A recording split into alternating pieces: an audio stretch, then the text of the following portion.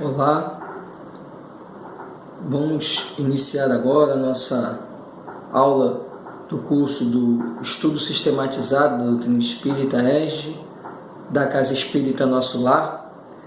Gostaria então de cumprimentar os colegas que semanalmente nos encontramos às terças-feiras para realizar esse estudo. É uma alegria estarmos aqui mais uma vez. Para iniciar o estudo, gostaria de antes fazer uma leitura de um texto para nos harmonizar, nos desconectar de nossas preocupações, de nossos problemas, de maneira que possamos entrar em sintonia com os amigos espirituais que nos auxiliam e nos tutelam. Então vamos fazer uma leitura da obra Caminho, Verdade e Vida, Espírito Emmanuel, Psicografia de Chico Xavier, Coisas Terrestres e Celestiais. Se vos tenho falado de coisas terrestres e não me credes, como crereis se eu vos falar das celestiais? Palavras de Jesus no Evangelho de João, capítulo 3, versículo 2. No intercâmbio com o mundo espiritual, é frequente a reclamação de certos estudiosos relativamente à ausência de informações das entidades comunicantes no que se refere às particularidades alusivas às atividades em que se movimentam. Porque não se fazem mais explícitos desencarnados quanto ao novo gênero de vida a que foram chamados? Como serão suas cidades, suas casas, seus processos de relações comuns? Através de que meios se organizam hierarquicamente? Terão governos nos moldes terrestres?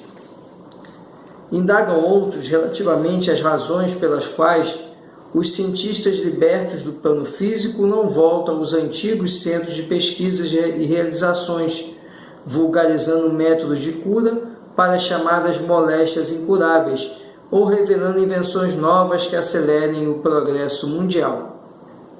São esses os argumentos apressados da preguiça humana.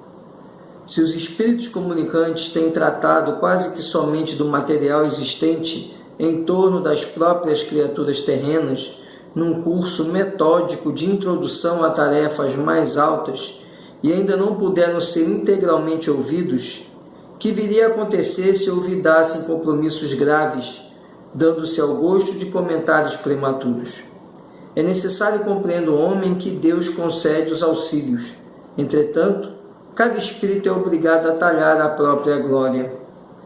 A grande tarefa do mundo espiritual em seu mecanismo de relações com os homens encarnados não é a de trazer conhecimentos sensacionais e extemporâneos, mas a de ensinar os homens a ler os sinais divinos que a vida terrestre contém em si mesma, iluminando-lhes a marcha para a espiritualidade superior. Orientados por essa mensagem, então vamos fazer nossa prece inicial, vamos fechar nossos olhos, elevar nosso pensamento, rogando ao Pai Celeste, a Deus, que nos conceda o auxílio e a orientação. Deus, Pai amado e misericordioso e bondoso, Jesus Cristo, amado Mestre e Guia, Espíritos bons e Espíritos de luz que nos auxiliam, rogamos agora a intercessão divina para que possamos, no estudo que faremos agora da doutrina espírita, encontrar esclarecimentos que venham a fortalecer a nossa fé, venham nos auxiliar no nosso melhoramento pessoal, a nos harmonizar para enfrentar os desafios cotidianos e assim caminharmos na longa marcha evolutiva que temos como espíritos imortais que somos. Que assim seja. Vamos começar a conversar hoje no módulo 7, Pluralidade dos Mundos Habitados, roteiro 3, Formação dos Mundos e da Terra. Dando prosseguimento, então, ao que vínhamos estudando sobre a pluralidade de mundos, vamos agora conversar como se deu a formação desses mundos, como se operou essa formação e como se operou a formação da Terra. Primeira coisa que precisamos atentar é para a definição de universo. o que vem a ser o universo. Isso consta no Livro dos Espíritos. Lá no capítulo 3, Kardec indagou sobre a existência do universo, o que seria o universo.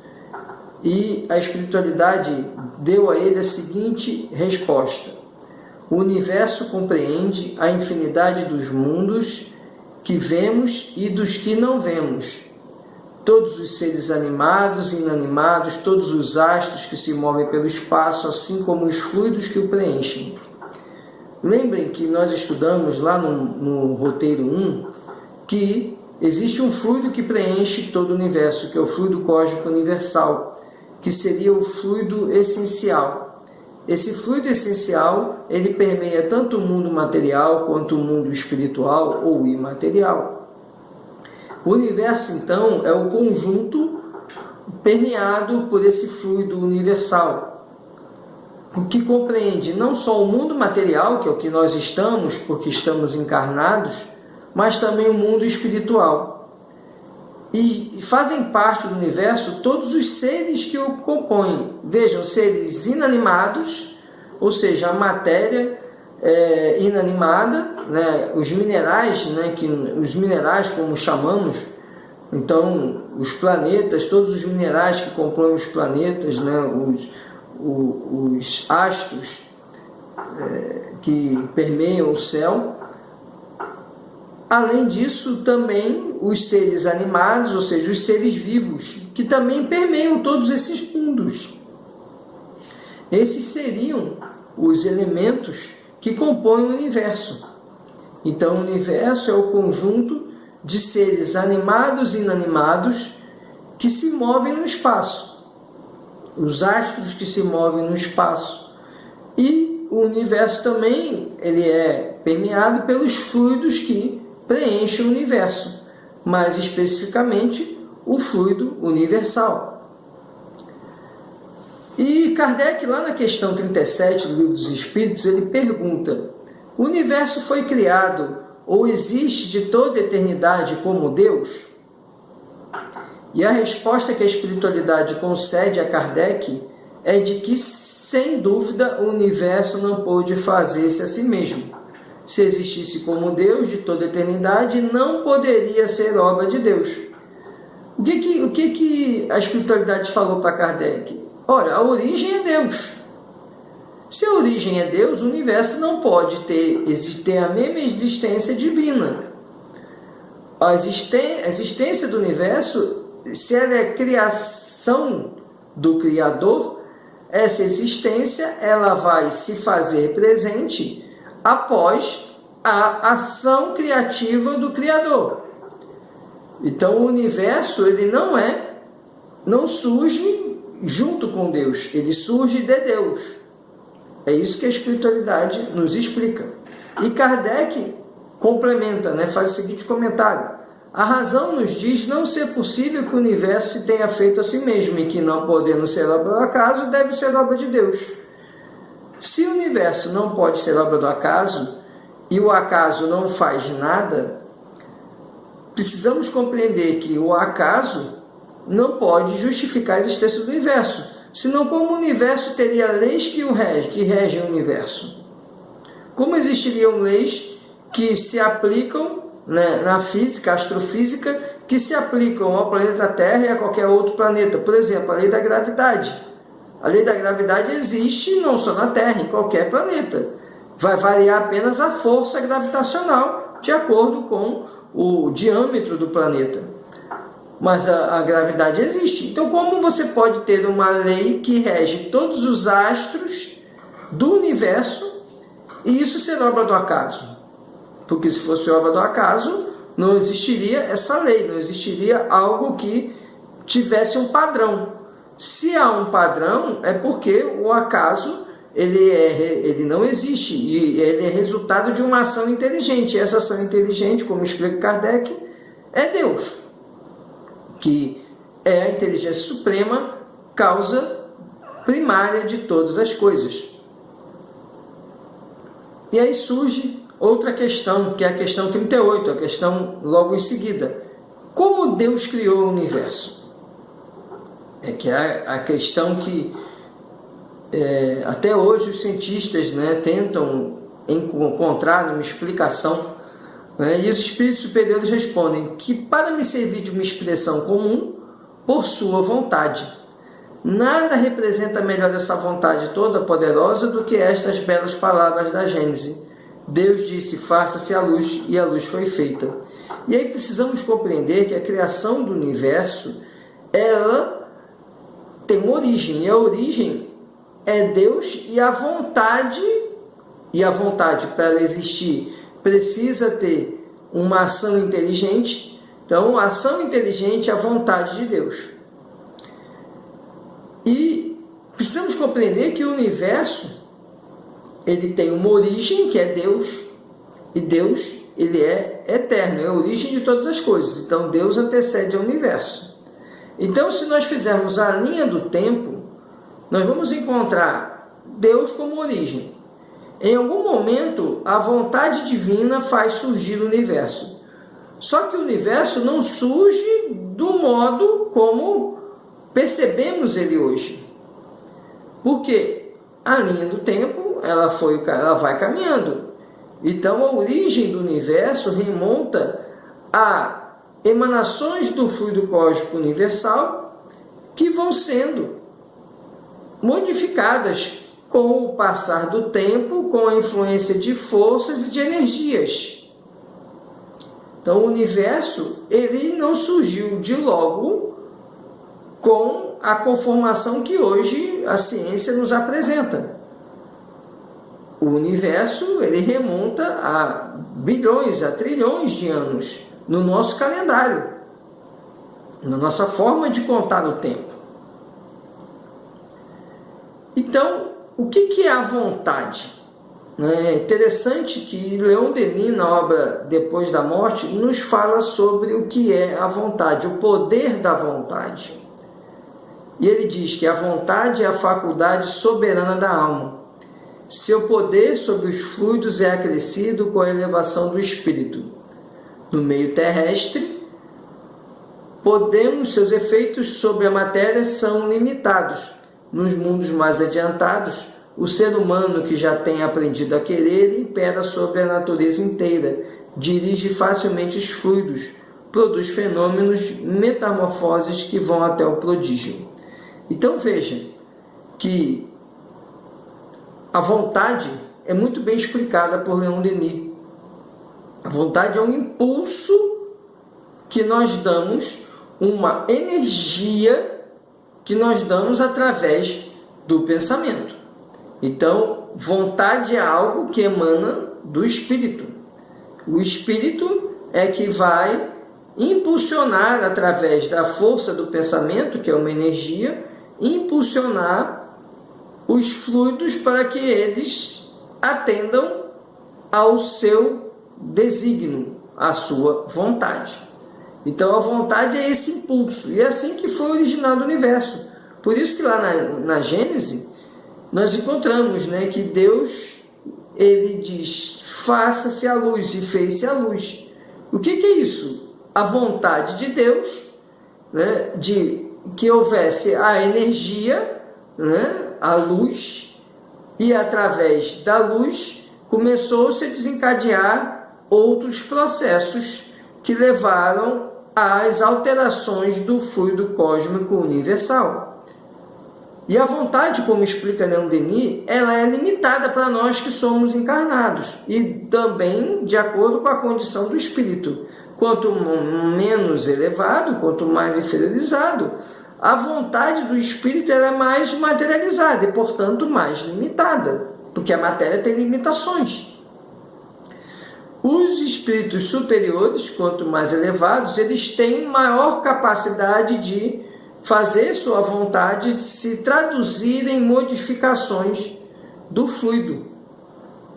Por isso que Cristo fala, se tivesses a fé do tamanho de um grão de mostarda, poderias mover a montanha.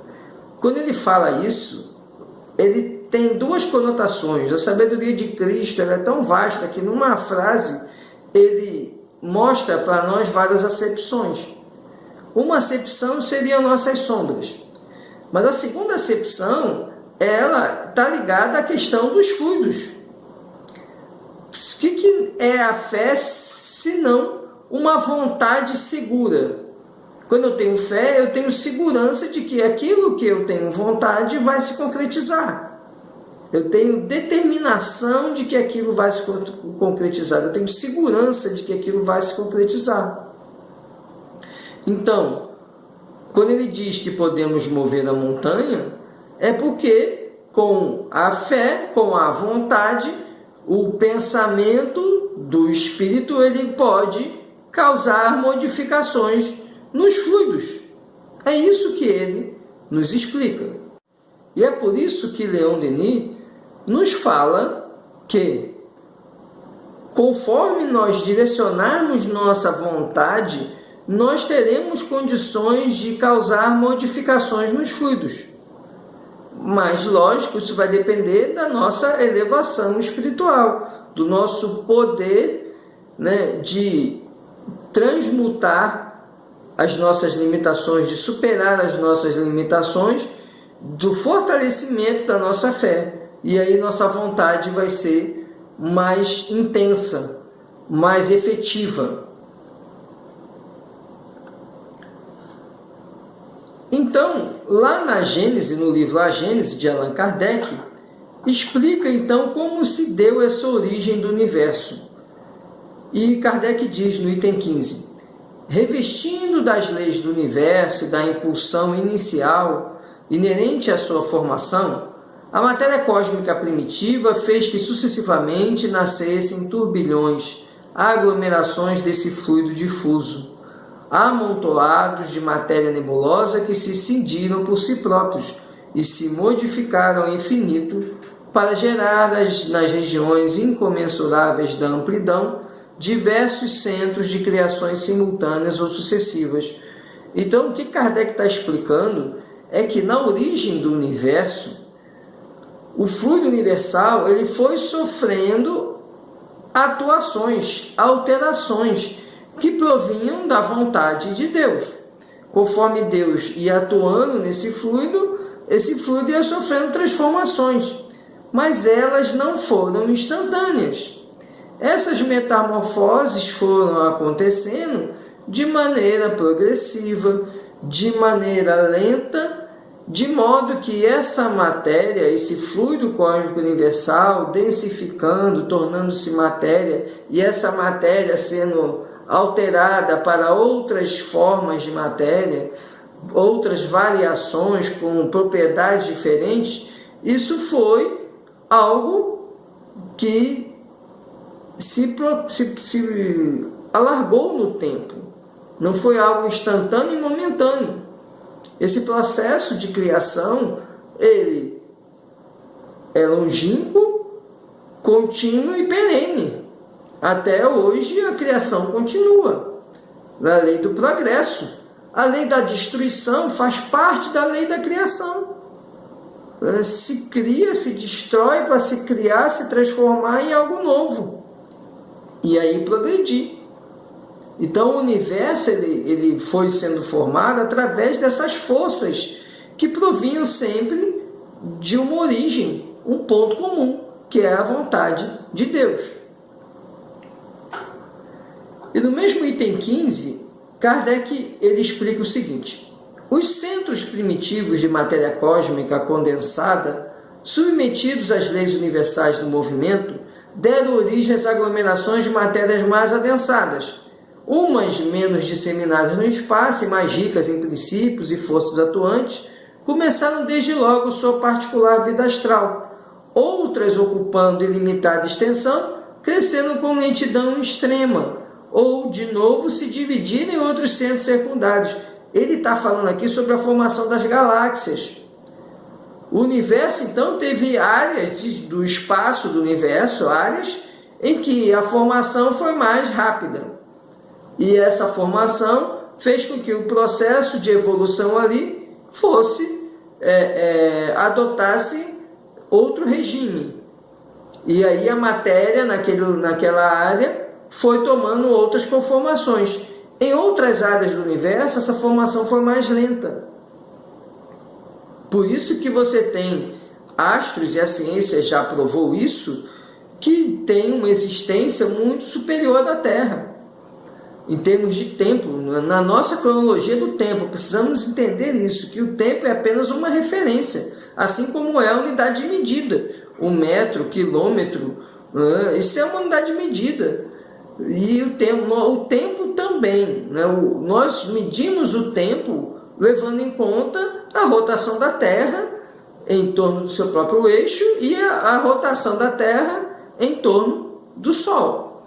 São os mecanismos de medição do tempo. Então temos os dias e temos o ano, né, que é a volta inteira em torno do Sol. E os dias é uma volta inteira da Terra no seu próprio eixo. Isso é uma unidade de medida da Terra. A gente não pode usar essa unidade de medida para todo o universo. Por isso que não podemos tentar ou nos preocupar com o parâmetro de tempo, porque o tempo é apenas uma unidade de medida. Se a Terra ela existe e se nós temos a linha do tempo, a eternidade, ou seja, essa linha não termina nunca, ela apenas tem um ponto de origem, assim como nós, espíritos. Nós somos criados simples e ignorantes e vamos evoluindo. Nós temos uma trajetória eterna. O universo também. Quem é a origem é Deus. O universo, então, ele tem um tempo antes do universo, que é o quê?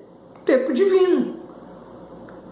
O universo surge com a vontade de Deus e aí segue a linha do tempo.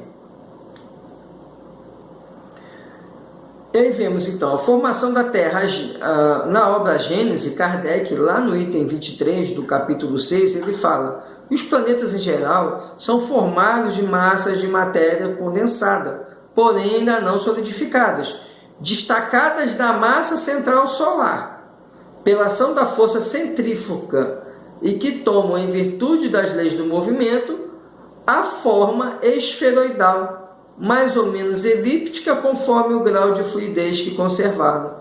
Então agora ele já está falando da formação dos mundos e como a Terra foi formada, que a Terra também é um planeta. Como é que os planetas são formados? São formados do desprendimento dessa grande bola incandescente que nós chamamos de Sol, que são as estrelas. Essa bola incandescente ela tem um movimento, que é de rotação. O que é a força centrífuga? É a força que faz com que um corpo que esteja sofrendo esse movimento circular, ele seja atirado para fora do círculo. Então, quando nós falamos da força centrífuga, se eu ficar rodando o dedo, a tendência é o dedo fazer isso aqui, ó. Ele se afastar do centro do giro. Então, Kardec explica que o desprendimento de massas ainda não solidificadas desses astros incandescentes que chamamos aqui no nosso sistema de Sol. O Sol tem a sua rotação.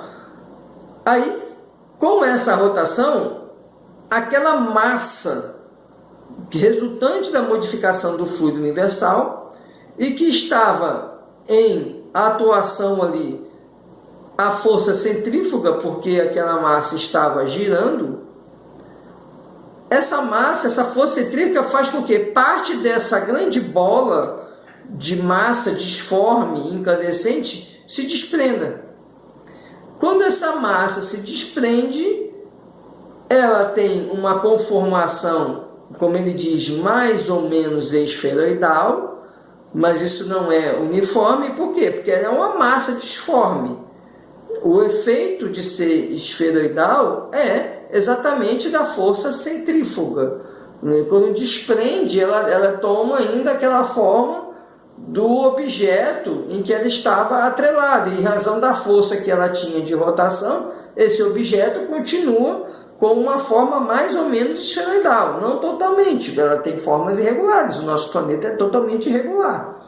Porque essa massa, que antes era uma massa disforme e mais pastosa, ela vai esfriando conforme vai afastando desse ponto de luz, desse desse objeto incandescente, vai diminuindo o calor. Ela vai se afastando, aqui o calor está numa temperatura, quanto mais se afasta, menor o calor. E aí, conforme ele perde calor, ele vai se consolidando, vai se tornando menos fluido, menos incandescente e vai tomando uma forma. E aí vem como se formou a nossa Terra. A obra, onde consta bem explicado isso, é a obra Caminho da Luz, do Espírito Emmanuel, psicografia de Chico Xavier, em que Emmanuel conta desde a origem da Terra, da origem geológica da Terra.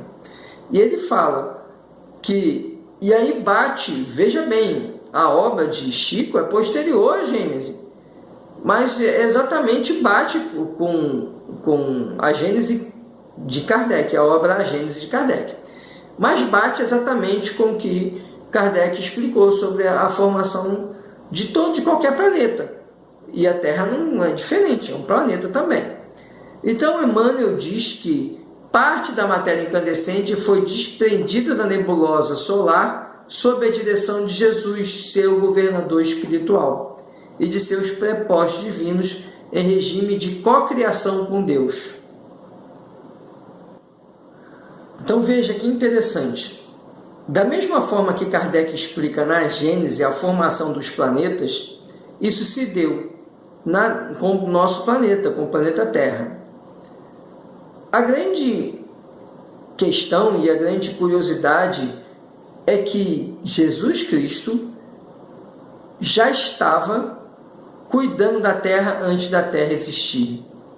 Veja, antes da Terra existir, Jesus Cristo, o Espírito Celestial, a quem denominamos Jesus Cristo, que veio para a Terra em carne e teve esse nome, ele já era governador da Terra antes da Terra existir. Porque ele participa do processo de formação da Terra. Ele auxilia, junto com outros espíritos celestiais que formam a pleiade de espíritos que auxiliam Cristo no governo da Terra, ele já estava junto desses espíritos atuando no desprendimento dessa massa do Sol. Então ocorre um desprendimento de uma massa do Sol, e esse desprendimento dessa massa é que vai dar origem ao nosso planeta. E Jesus Cristo acompanha desde o desprendimento dessa massa e atua diretamente no desprendimento dessa massa que vai originar o nosso planeta. Então, na formação da Terra, contamos desde o início com Jesus. E veja como nós precisamos melhorar e fortalecer a nossa fé. Se Jesus estava e está, antes mesmo da Terra existir, trabalhando por nós, por que nós, às vezes, achamos que Deus, melhor dizendo, que Cristo não está no comando dessa nossa nave chamada Terra? Se Ele estava no comando antes da Terra ser na Terra. Então precisamos compreender que Cristo está sempre no controle. E tudo que acontece na Terra acontece por obra de Deus, por vontade de Deus, e tendo Cristo como intermediário entre a vontade de Deus e a realização dessa vontade, atuando diretamente para que essa vontade seja atendida. E ao final, vamos aqui fazer uma pequena recapitulação, conforme eu disponibilizei nos slides. Vamos então rever aqui as questões 38 e 39 do Livro dos Espíritos. De um modo geral, Kardec pergunta, de um modo geral, como compreender o processo de formação dos mundos? E aí vem a resposta: a formação dos mundos ocorre por ato da vontade de Deus. Na condição de co-criadores, inteligências superiores, em estreita comunhão com Deus, condensam o fluido cósmico universal, dando origem aos diversos mundos que povoam o universo. Veja, como diz Emmanuel na obra Caminho da Luz, Cristo, juntamente com espíritos superiores, trabalhou na formação da Terra, em co-criação com Deus. quê? Porque sempre temos à frente de tudo a vontade de Deus. A vontade de Deus é a origem. Jesus é o responsável, como governador da terra, de fazer concretizar a vontade de Deus no aspecto do orbe terrestre, em cocriação com Deus.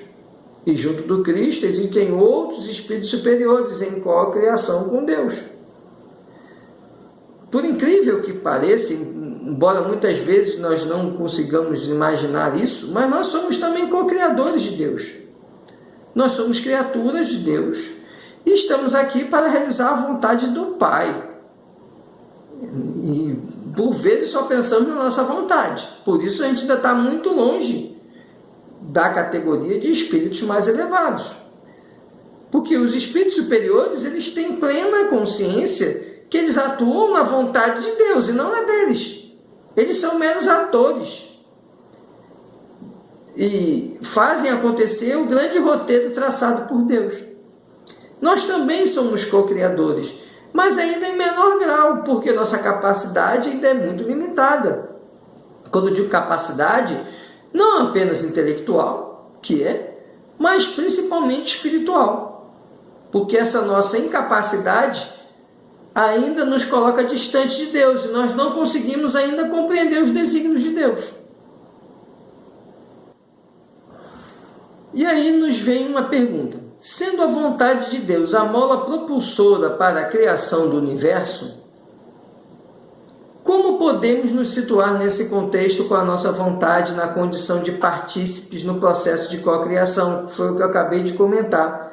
E podemos extrair a seguinte resposta a essa pergunta: as inteligências purificadas, que já compreendem as leis divinas, participam de uma cocriação maior. É o que eu falei: cocriação maior, cocriação menor, manejando o fluido cósmico na construção dos átomos e planetas. E, finalmente, no nível em que nos situamos, participamos de uma cocriação menor, formando o nosso próprio corpo e o ambiente psíquico que nos rodeia, seja ele iluminado ou purgatorial. E aí precisamos compreender: nós criamos o mundo em que vivemos. Se nós o tempo todo estamos reclamando, estamos nos lamentando, eu estou criando para mim um mundo de sofrimento. Dificuldades existem, vão sempre existir, dada a condição do mundo em que vivemos. Mas a que ponto eu vou me colocar diante dessas dificuldades?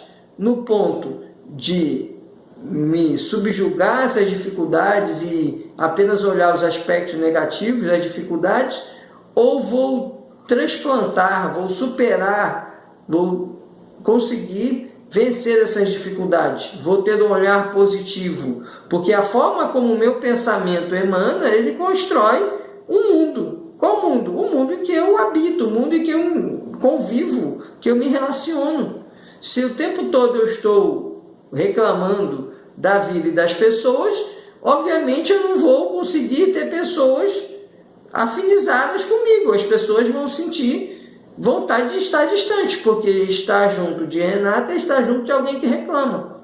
Se ao contrário, Renato procura ter uma posição mais positiva, uma posição mais voltada para um olhar de que estamos caminhando no sentido de nos melhorar, né, tudo vai melhorar, as pessoas vão tender a querer ficar próximo de Renato. Por quê? Porque o olhar dele é positivo, ele emana algo que transmite paz, transmite segurança, transmite convicção.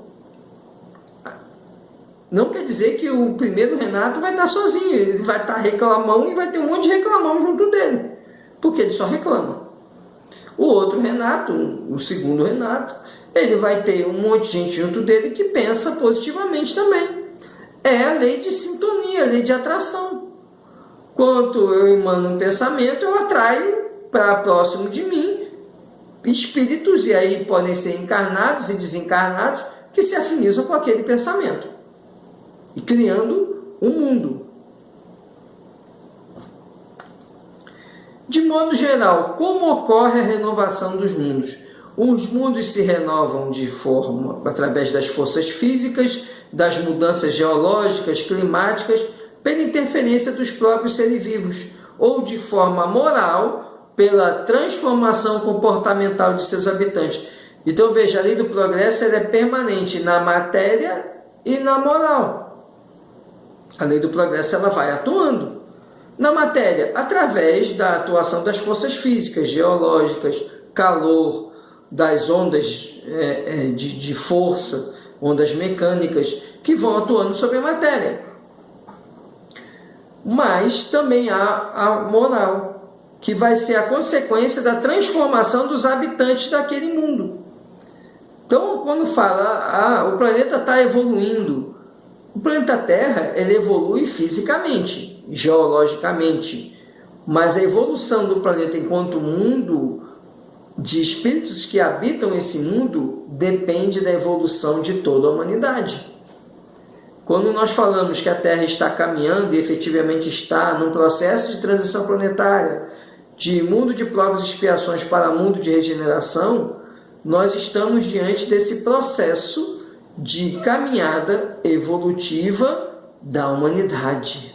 É a humanidade que vai evoluir. E como que foi a formação da Terra? Como se deu a formação da Terra? Na obra A Caminho da Luz, nós temos a explicação disso. Então, Emmanuel explica. O orbe terrestre nasceu do desprendimento de parte do núcleo central da nebulosa solar, sob o comando de uma comunidade de espíritos puros e eleitos pelo Senhor Supremo do Universo, da qual Jesus é um dos membros divinos e o governador espiritual da Terra.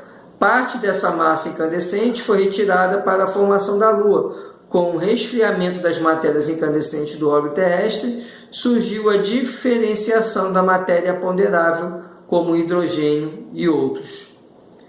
Então, como eu já havia explicado, há o desprendimento, a atuação de vários espíritos superiores, entre eles Cristo, governador espiritual da Terra, fazem desprender da nebulosa do Sol, através da força centrífuga, fazem desprender uma massa.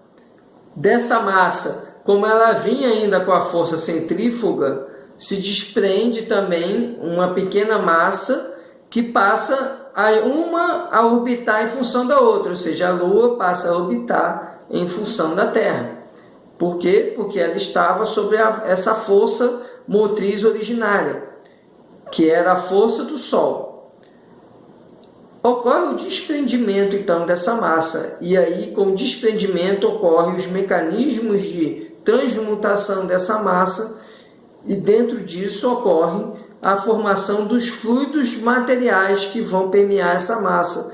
E explica Emmanuel que originalmente se organiza um fluido gasoso que é o hidrogênio, para daí depois evoluir e se transferir para outros fluidos, para outras matérias que foram resultantes dessa transformação do hidrogênio.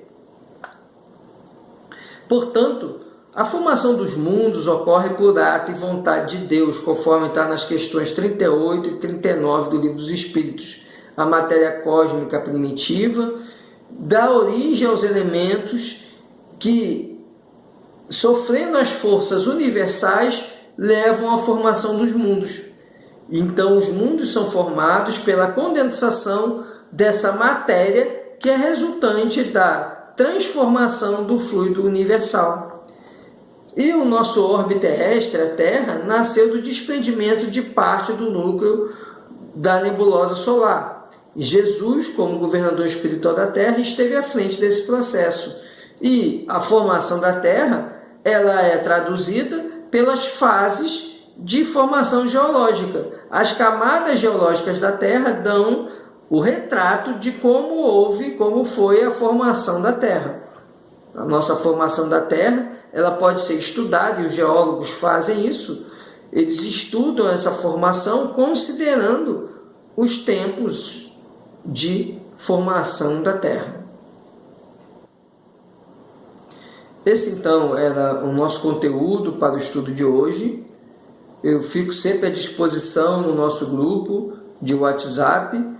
Podem lá postar perguntas que eu vou responder com maior satisfação e alegria. E queria então agora fazer nosso encerramento, vamos fazer nossa prece final, elevando mais uma vez nosso pensamento, agradecemos ao amado Pai, a Cristo Jesus e aos Espíritos de Luz que nos auxiliam por esse momento de estudo.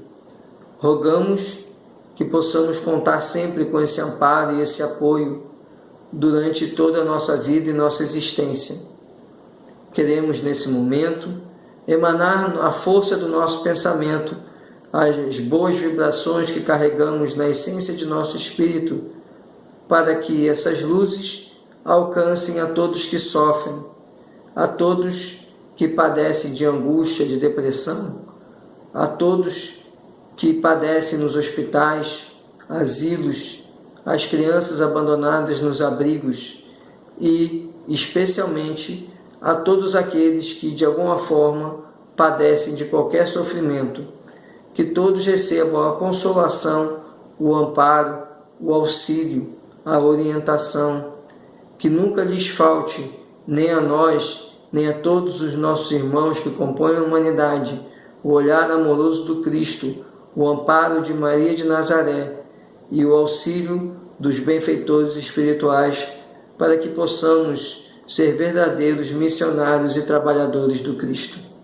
Obrigado, Senhor, por essa oportunidade que nos foi concedida, que assim seja. Um grande abraço a todos, muita paz, muita luz, muita saúde, muita força, serenidade, e nos encontramos na nossa próxima aula semana que vem. Muita paz a todos.